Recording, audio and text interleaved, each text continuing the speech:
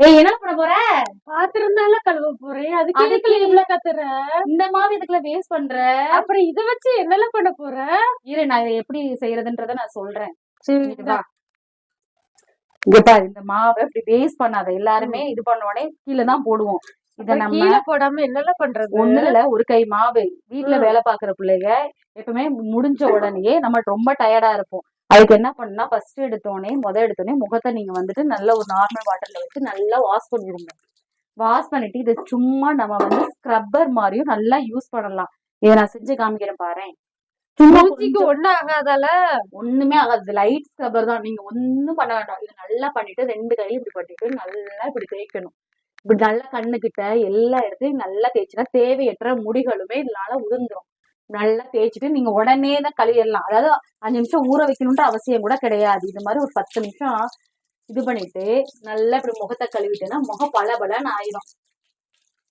இதனால மூஞ்சிக்கெல்லாம் ஒண்ணும் ஆகாதா? ஒண்ணுமே ஆகாது. இப்ப நான் பண்ணிட்டு நேரம் உனக்கு காமிக்கிறேன் பாரு. என் முகம் முதர்ந்ததுக்கு இப்ப எப்படி இருக்குன்றத பாரு.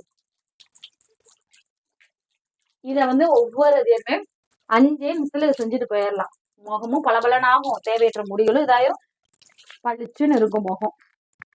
முதக்கு இப்ப எப்படி இருக்கு?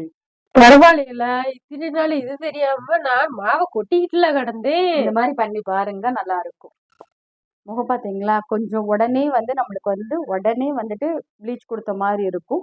நல்ல சைனிங்காவும் இருக்கும். பிளஸ் வந்துட்டு நம்மளுக்கு இங்க இருக்கலாம் கருமை இருக்கு பாத்தீங்களா? இதெல்லாம் கழுத்துல வந்துட்டு நல்லா ஸ்க்ரப் பண்ணிட்டு ஒரு நல்ல மைல்டா மசாஜ் பண்ணுங்க.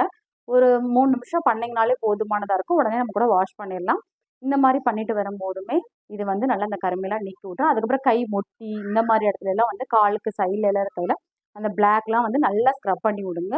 காலப்போக்கில் அந்த பிளாக்னஸ்லாம் ரிமூவ் பண்ணிடும். ப்ளஸ் உடம்புக்கே நம்ம முழுக்க நல்லா தேய்ச்சும் குளிக்கலாம். இது மாதிரி உடனே தேய்ச்சி நல்லா ஸ்க்ரப்பர் மாதிரி யூஸ் பண்ணிட்டு குளிச்சுட்டு பாருங்க. ரொம்பவே நல்ல ரிசல்ட் கொடுக்கும். இதை ட்ரை பண்ணி பாருங்க. தேங்க்யூ ஃபார் வாட்சிங்.